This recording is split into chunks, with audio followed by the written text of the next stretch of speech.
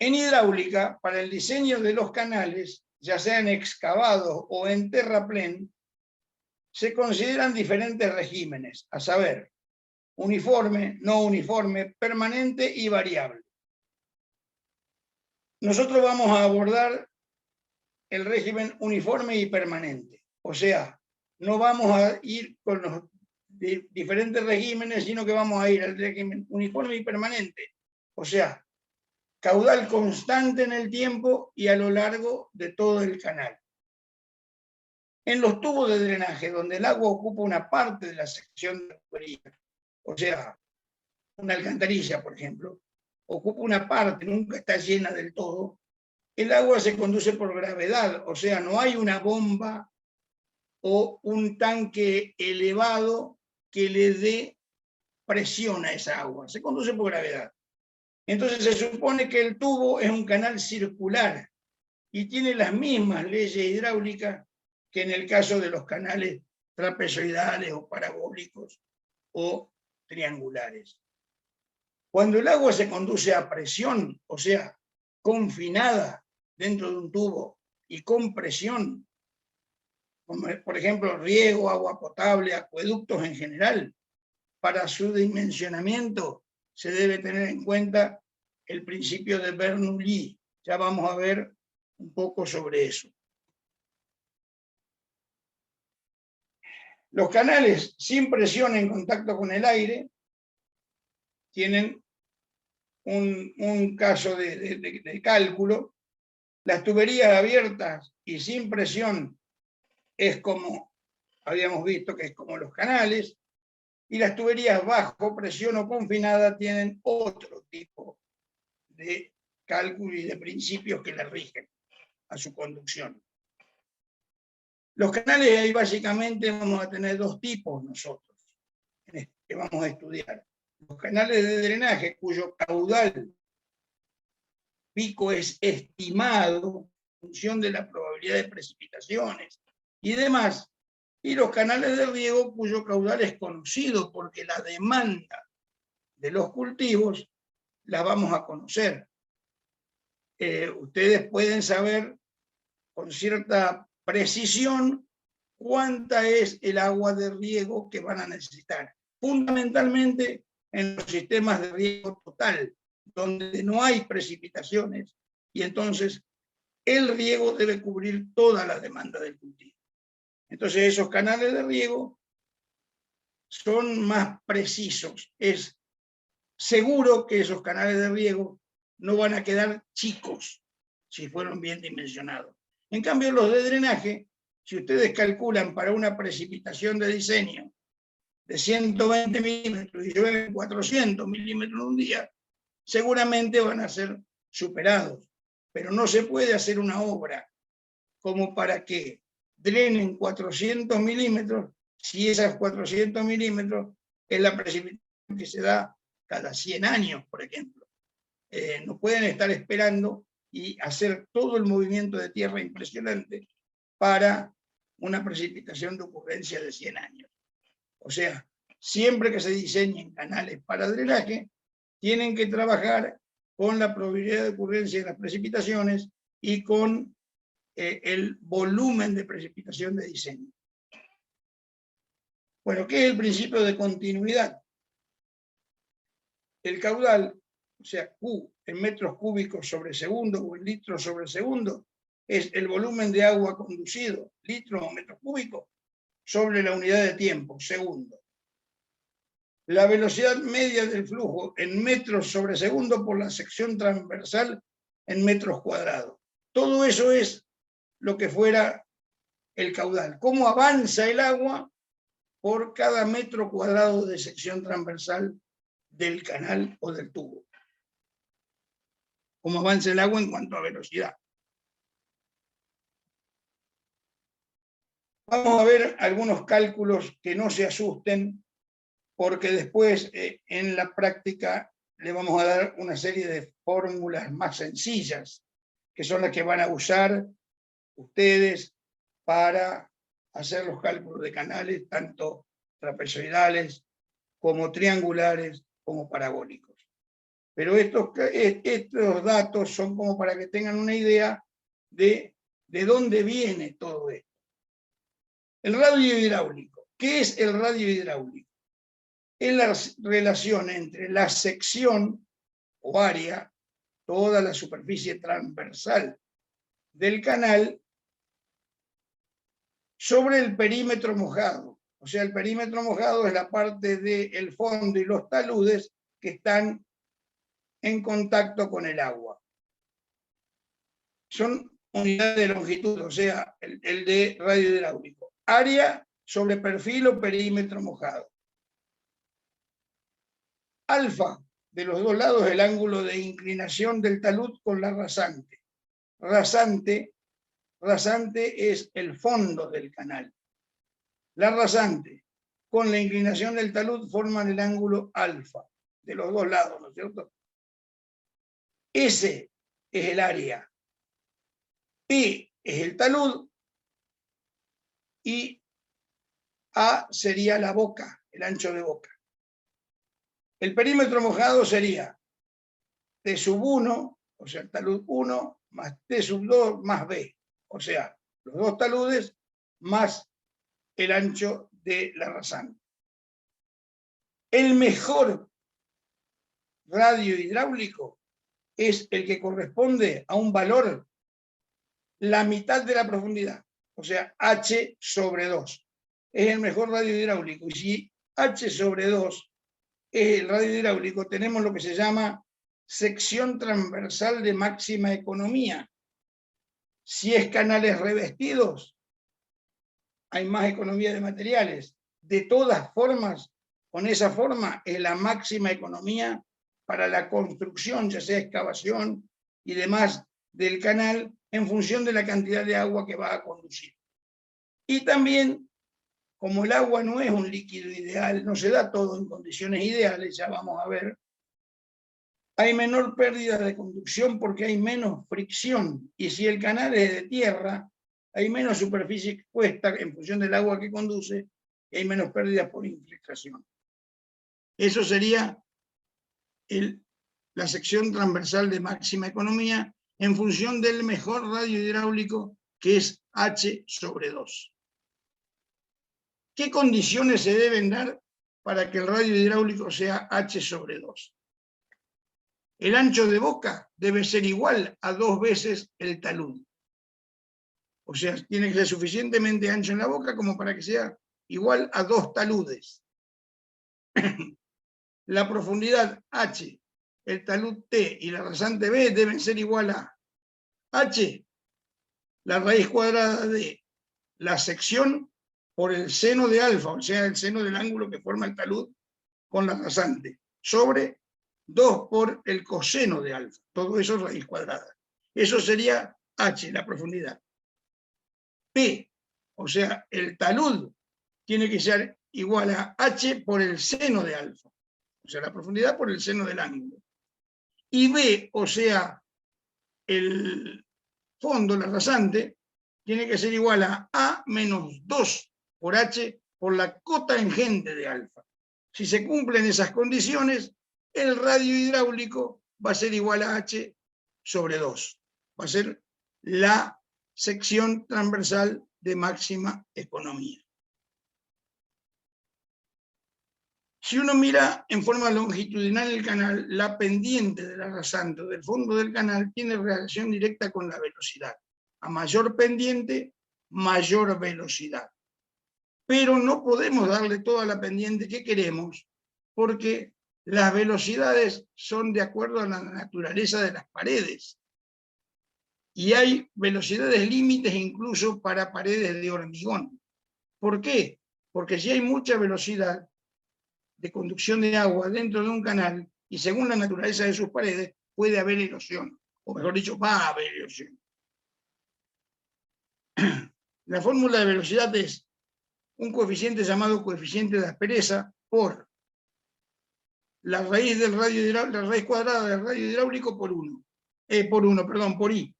I es la pendiente. O sea, ahí se ve que tiene relación directa con la pendiente. O sea, velocidad es coeficiente de aspereza por raíz cuadrada de radio hidráulico por 1. Vuelvo a decir 1, por I. Perdón. Me confunde que está inclinada la letra I. La letra I. I o pendiente es velocidad sobre coeficiente de aspereza por radio hidráulico al cuadrado. O sea, es un traspaso de término y nos da cuál puede ser la pendiente en este caso. Pero estamos hablando de coeficientes de aspereza y no sabemos de qué se trata. Hay dos fórmulas de Basing y de Kutter para el coeficiente de aspereza. La fórmula de Basing es coeficiente de aspereza igual a 87 sobre 1 más alfa sobre raíz cuadrada de R. ¿Y qué es el alfa? El alfa es un coeficiente que va de acuerdo a la naturaleza de las paredes. Paredes muy lisas, ese alfa es 0,06, lisas 0,16, mampostería común, o sea, de hormigón, de ladrillo, 0,46, tierra afirmada, 0,85, y tierra común, 1,30, y tierra con gran resistencia a la circulación, 1,75. De esa manera se puede calcular, de acuerdo a la naturaleza de las paredes, aplicar la fórmula de Basing y calcular C para utilizarlo en las ecuaciones anteriores. Otra fórmula de Kutter, donde C está dado por 100 por raíz cuadrada de radio hidráulico sobre raíz cuadrada de radio hidráulico más N. Y N es el coeficiente en función del tipo de paredes y forma de la sección transversal. Es así que cemento liso sección semicircular 0,12, sección rectangular cemento liso 0,15. Y así vamos avanzando, por ejemplo, hormigón áspero 0,30, 0,35. Vamos avanzando a canales mar conservado al fondo y ríos con fondo de grava es 2,50. Sería el valor de N para la fórmula de Kutter. Quedaría también esa fórmula de Kutter el coeficiente de aspereza para utilizar en las ecuaciones anteriores de velocidad. Las velocidades límites, terrenos fangosos 0,12 metros sobre segundo, o sea, 12 centímetros por segundo. Arenas, arcillas y tipo morillonitas 0,20. Suelos limosos 0,35 a 0,45. Suelos cohesivos, suelos que tienen buena, compactación, 0,50 a 0,70. Suelos pedregosos 0,80 a 0,90. Suelos pizarrosos 1,60. Roca 2 a 3,5. Y hormigón 4. Más de 4 metros sobre segundo. Más de 4 metros sobre segundo, hasta el hormigón se erosiona. Los límites de velocidad se encuentran entre 0,12 y 0,15 metros sobre segundo, normalmente para cualquier tipo de canal que se haga. De acuerdo a el USDA, en canales empastados, para conducir agua de terrazas, puede llegar a 0,60 metros sobre segundo, canales muy bien empastados. Y les decía, el máximo, 4 metros sobre segundo, el hormigón, que si tiene velocidades mayores que esas, se erosiona. Lo mismo que el cálculo de alcantarillas. Hay fórmulas para calcular el dimensionamiento de alcantarilla y de acuerdo a la pendiente va a tener mayor o menor velocidad. La velocidad de 4 metros sobre segundo es la velocidad máxima y en la desembocadura de la alcantarilla, en donde sale el agua, hay que hacer un disipador de energía porque si no se produce un socavón muy grande por la velocidad y la fuerza con que el agua impacta una vez que pasó la alcantarilla. Pero nunca superar los 4 metros sobre segundo porque si no se rompe incluso el hormigón. El ángulo de inclinación de los taludes según la naturaleza de las paredes. Pared de hormigón, ladrillo, madera, diseño puede ser rectangular con ángulo de 90 grados. mampostería, en general ladrillo o mezcla, con una profundidad de 1 y 0,5 de ancho de boca, el ángulo es 63,23.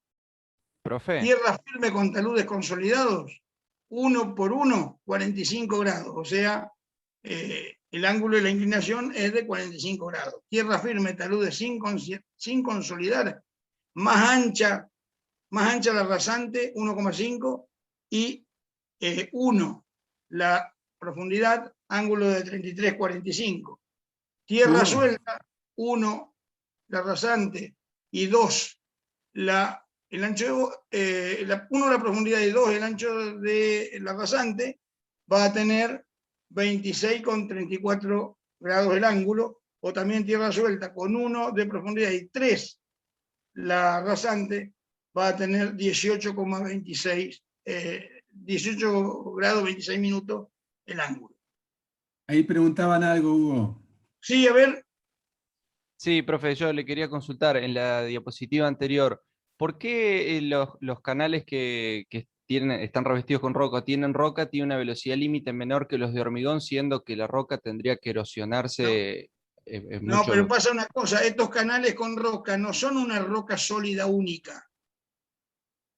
Son rocas que pueden llegar a desprenderse si tienen mayor velocidad. Ah, entiendo. Vos imaginate un río de Córdoba. Va a circular el agua, cuando circula a una velocidad mayor a 4 metros sobre segundo en una crecida, hay desprendimiento y movimiento de material dentro del río. Y imagínate un canal de riego principal de Mendoza. Esos canales tienen una velocidad de 4 metros sobre segundo para que no se rompa el hormigón, pero no hay nada que se desprenda. No sé si me explico. Sí. Además, Sí, la roca está, como está excavado, es una roca que de alguna forma tienen que romperla. Y al romperla no queda, se va desmoronando si después tiene mucha velocidad. Claro, fíjense que es como cuando se hace una ruta en la montaña. Se va a romper y además de romperse va a quedar irregular la superficie, no va a ser muy lisa. Y esa superficie irregular va a dar lugar a que el agua accione más fuerza sobre el costado y pueda desmoronar y romper esa pared de roca. No sé si queda claro o alguna otra pregunta. No, queda claro, profe, perfecto. Bueno. Con toda esta información, pueden calcular la sección transversal de mayor economía, donde el radio hidráulico es igual a H sobre 2. Era un trabajo tedioso. A mí alguna vez, hace muchos años, me tocó hacerlo en base a esto, cuando había diseñado, no sé si vos, Paulo, te acordás, los chicos tal vez también, él y Joaquín, el establecimiento La Catarina, que lo usábamos alguna vez para diseño de drenaje. En base a todo esto, habíamos calculado los canales de conducción de agua.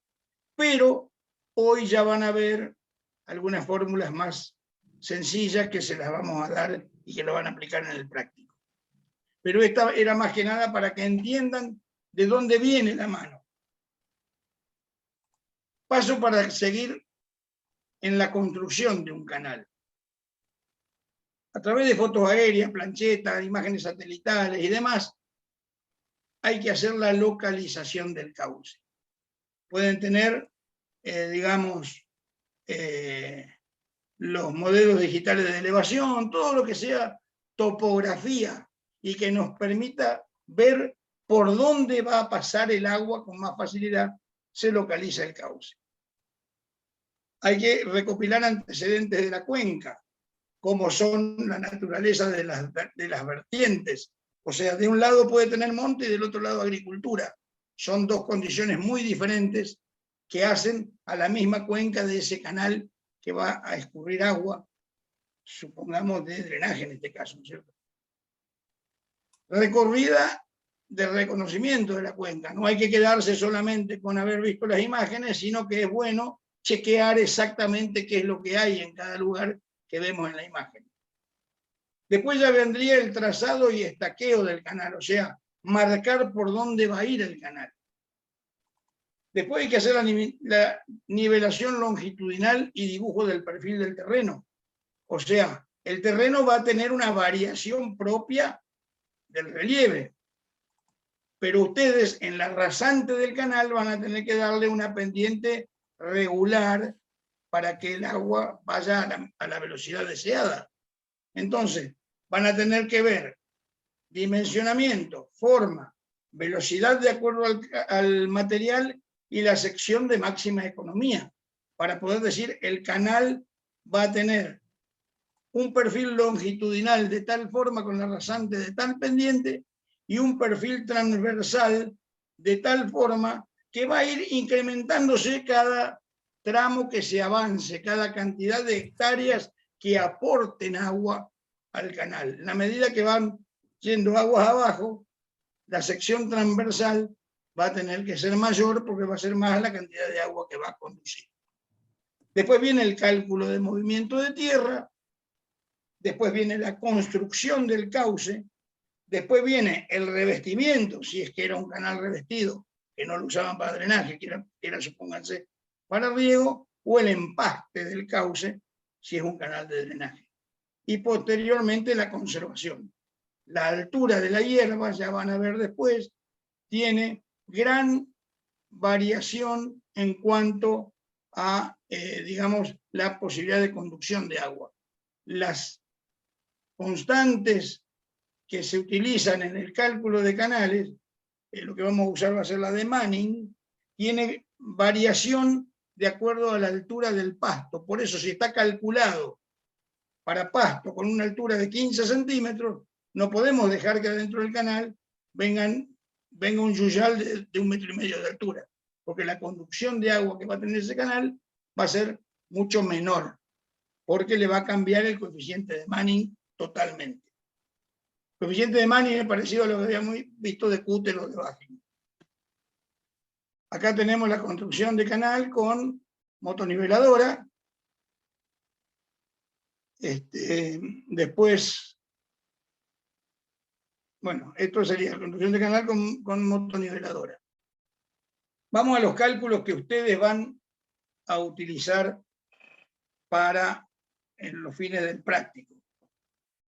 Se utiliza para canales de sección parabólica, trapezoidal o triangular. Para esos tres casos van a tener esta posibilidad de diseño, que es mucho más simple que todo lo que vimos antes. Primero debe determinarse el caudal pico, siguiendo el método racional o de la curva número de acuerdo al tipo de cuenca. Ustedes tienen que determinar en litros sobre segundo cuánta agua va a circular por el canal cuando se dé el tiempo de concentración de una precipitación determinada, por ejemplo.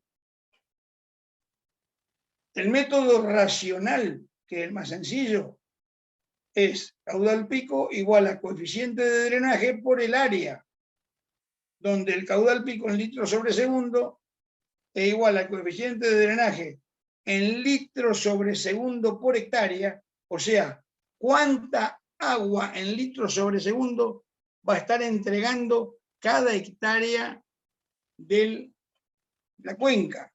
Y esa hectárea de cuenca va a tener distintos coeficientes de acuerdo a la característica. Si tiene monte, si tiene cultivo, si tiene pradera, si tiene parte urbanizada, todo eso va a tener un coeficiente de drenaje distinto. Y A es la superficie de la cuenca. El cálculo del caudal de diseño se hace a partir del escurrimiento máximo en 24 horas del tiempo de drenaje o tiempo durante el cual un cultivo puede permanecer con suelo saturado. No es lo mismo tener un cultivo de una pradera de festuca, si hablamos de praderas, que una pradera de alfalfa. Una pradera de alfalfa con 1 o 2 días de suelo saturado muere gran cantidad de plantas. Una festuca con 1 semana de suelo saturado no le hace absolutamente nada. Cuando nosotros hablamos de suelo que esté drenado, tenemos que tener por lo menos un 10% de aireación. y ahí podemos estar hablando de que el suelo está drenado. Ustedes recuerdan la tortita del suelo ideal, 25% de microporos, 25% de macroporos y 50% de sólidos. Eso ya lo vamos a ver más adelante para recordarlo. Pero no es necesario para considerarlo drenado que todos los macroporos estén con aire, pero mínimamente un 10% del volumen total del suelo tiene que estar con aire para que la planta no sufra estrés por falta de aire, por exceso de agua. Entonces, el coeficiente de drenaje es el escurrimiento máximo en 24 horas, el caudal de drenaje, de diseño, perdón, el escurrimiento máximo en 24 horas sobre el tiempo de drenaje, que el tiempo de drenaje en la tabla 1 del práctico lo van a tener para cada cultivo.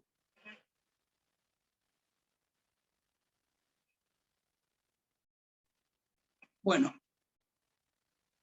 la geometría de los canales, a ver, vamos a meter esta acá. La geometría de los canales se parte del caudal pico y de la pendiente. Aquí cambian las letras. O sea, para este práctico no tengan en cuenta las letras que habíamos estado viendo para lo anterior. Las letras que definen cada uno de los términos. Acá caudal pico y de la pendiente S en porcentaje. O sea, cuánto desciende en metros por cada 100 metros que se avanzan en el sentido del canal.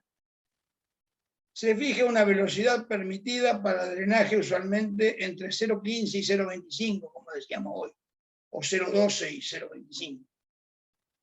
Para canales usados como colectores de terraza, también lo habíamos dicho hoy, según nomogramas de Luda, se puede llegar a 0,60 metros sobre segundo. Incluso el geólogo Escota, que trabajó muchísimos años en el INTA de Paraná, con erosión, y después siguió la gente de INTA de Paraná trabajando en el tema, los canales de terrazas, colectores, se manejan con alrededor de 0,60 metros sobre segundo. Para conocer la sección del canal se aplica la ecuación de continuidad, que era lo que habíamos visto hoy. El área en metros cuadrados es igual al caudal pico en metros cúbicos sobre segundo sobre la velocidad en metros sobre segundo. O sea, convertimos metros cúbicos en metros cuadrados al dividirlo por metros sobre segundo de velocidad.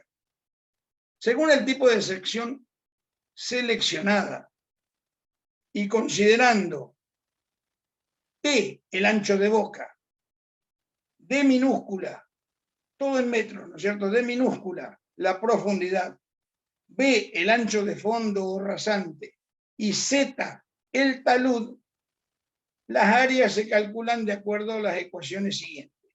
Área en metros cuadrados para el parabólico es 0,66 por D por T.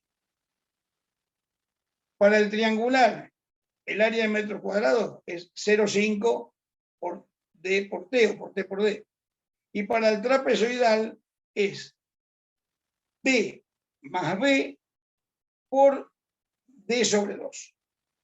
Esas serían las formas de calcular la sección o área transversal en metros cuadrados de cada uno de los diseños. Y el radio hidráulico para calcularlo se hace. Recuerdan que el radio hidráulico era área sobre perímetro mojado. El área ya la calcularon. Tienen que saber cuál es el perímetro mojado. El perímetro mojado es T más 8 por D al cuadrado sobre 3 más T. Eso sería para el parabólico. Para el triangular, el área sobre perímetro mojado también, el radio hidráulico, y ese perímetro mojado se calcula 2 por D por raíz cuadrada de 0,5 T sobre D al cuadrado más 1. Y para el trapezoidal, también radio hidráulico, área sobre perímetro mojado, el área la tenían calculada en la diapositiva anterior, y perímetro mojado es igual a B más 2 por D por raíz cuadrada de Z al cuadrado más 1. De esa manera ya tienen calculado el área, ya tienen calculado el perímetro mojado y ya tienen calculado el radio hidráulico. Ahora viene cómo se hace la velocidad real según Manning. Ustedes habían calculado una velocidad de continuidad en función de la idea que tenían de qué velocidad de continuidad tenían. Ahora van a comparar esa velocidad de continuidad teórica que habían puesto con la velocidad real según Manning. El coeficiente que se usa es el coeficiente de Manning. Y la velocidad real en metros sobre segundo es igual a 1 sobre n. N en este caso es el coeficiente de Manning. Por radio hidráulico a la 0,66 y por la pendiente a la 0,5. O sea, el coeficiente de rugosidad de Manning, según la altura del pasto, yo les decía hoy, anda entre 0,04 y 0,05. Un pasto corto de 10 centímetros, el coeficiente puede ser 0,04. Luego se compara con la velocidad de continuidad adoptada en 2, o sea, como les decía recién. Si no difiere en más del 5%, se da por terminado el cálculo. O sea, es por método de tanteo. Si la velocidad de Manning con respecto a la velocidad de continuidad está en el 105 o en el 95%, en ese rango que no difiere más del 5% en más o en menos, se da por terminado el cálculo. Si realmente difiere, que es muy grande la diferencia, se reinicia en el punto 4 de este proceso. Según la siguiente regla, si la velocidad de Manning es menor que la velocidad de continuidad, o sea que en realidad va más lento de lo que queríamos, tenemos que darle más posibilidad que el agua circule más rápido. Entonces, ¿qué hacemos?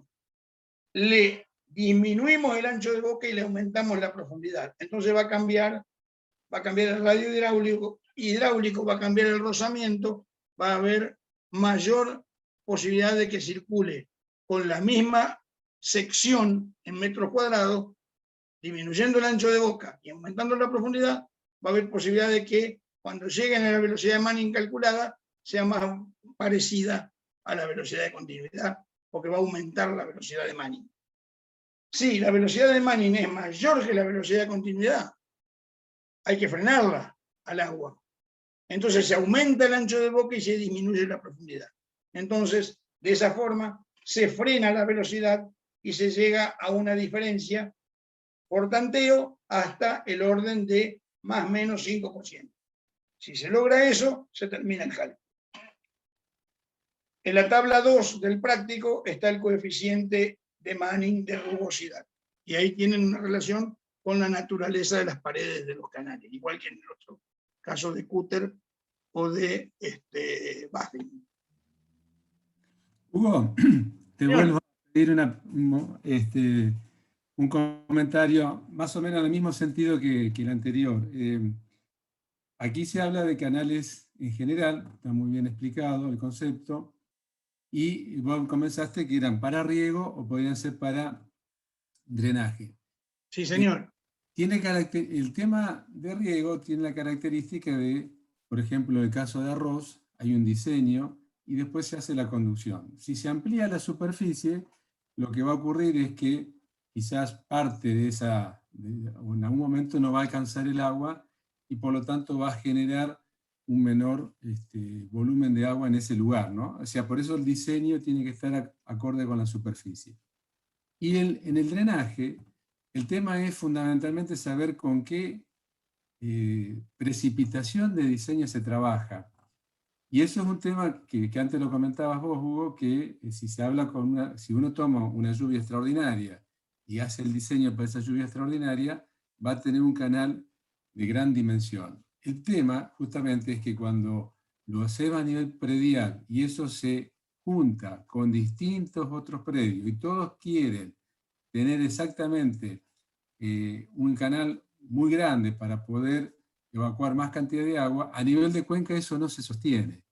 Esa es un poco la mirada que quería comentar, que hay que considerar siempre la precipitación de diseño en consonancia con lo que la cuenca puede finalmente conducir, ¿no? Porque si cada uno está en el origen de la cuenca, cuando comentamos las cuencas en Santa Fe, que está al oeste incluso del límite provincial, todas terminan en el río Paraná a través de distintos cauces, y todos quieren en el mismo momento desaguar un determinado caudal, eso es imposible. Por eso tiene que estar en armonía los diseños prediales con el diseño de la cuenca. Y además, siempre hay un concepto de que antes de volcar el canal a una cuenca, hay que mirar específicamente cómo es la regulación, no hacerlo con el caudal máximo, sino tratando de laminar esa crecida. Sí, exactamente, Paulo. Y yo ahora recuerdo, ahora que decís esto, en una época, de la última época que hubo precipitaciones por efecto Niño, un meteorólogo de Buenos Aires, de un canal de televisión, dijo, pucha, podrían hacer tantos canales para llevar el agua si el Paraná está abajo. O sea, fíjate cómo es, o fíjense chicos también cómo es a veces el concepto errado. Y también hay que tener en cuenta otra cosa. Que yo desde que viajo al norte, de los años 70, 77 básicamente, que voy viajando al norte regularmente, antes cada semana, ahora una vez por mes, y muchas veces vuelvo por la ruta de la costa, que antiguamente estaba pavimentada hasta Callastá nada más, y después se pavimentó de Reconquista a Román, y después por los años 80 terminaron la pavimentación de Callastá a Román. En la ruta de la costa, toda la costa, como dijo Paulo, tiene la parte de arroceras. Y hay dos canales que eran de productores. Uno ocurrió hace 30 años y el otro ocurrió el anteaño. Esos canales se dieron lluvias extraordinarias, y cuando se dieron lluvias extraordinarias, la estructura de la ruta no resistió y se rompió. Y en el caso del primero, que es el canal Pájaro Blanco, que hoy es el cauce, digamos, antrópico final del arroyo Toba, que antiguamente venía y desaguaba en la laguna Setúbal, hoy a través de ese canal Pájaro Blanco, el arroyo Toba, que está en la zona de Margarita, en esa zona ahí al oeste de la ruta 11, desemboca entre Román y Alejandra, desemboca directamente en el río San Javier. Y es un río más grande el cauce que el del río Salado actualmente, un cauce muy profundo, muy ancho, y es antrópico, o sea, es lo que pasó con un canal privado de una empresa arrocera, el canal de desagüe, cuando se dieron precipitaciones muy grandes, allá por la del 82 era, 82-83, periodo de grandes precipitaciones, y que se cambió el cauce de un río por un canal que estaba hecho en la zona. No sé, Pablo, si vos tenés algo para agregar de eso. No, simplemente que cuando hay exceso de lluvia aparece siempre como única receta canalizar y aumentar la capacidad de los canales, y eso ya está demostrado que no tiene efecto, sobre todo cuando estás en un lugar alejado de la salida de la cuenca, como decía recién, o bien cuando estás en la zona del valle aluvial del río Paraná. Hay que tener muchísimo cuidado porque el mismo ejemplo es lo que es el arroyo, no Colastinet, sino el que está... No, en Leyes. En Leyes dijo que fue una construcción hecha por el hombre, y hoy es uno de los las entradas de la laguna Setúbal más grande, mucho más amplia que lo que eran los Saladillos. No te quería cortar más, así podés continuar. Gracias, Hugo. Bueno, yo quiero decir algo que lo voy a decir cuando veamos circuito hidrológico.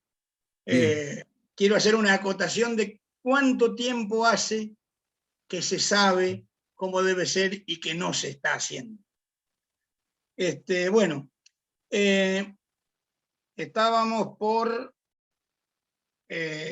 coeficiente, ya está, esta diapositiva está terminada.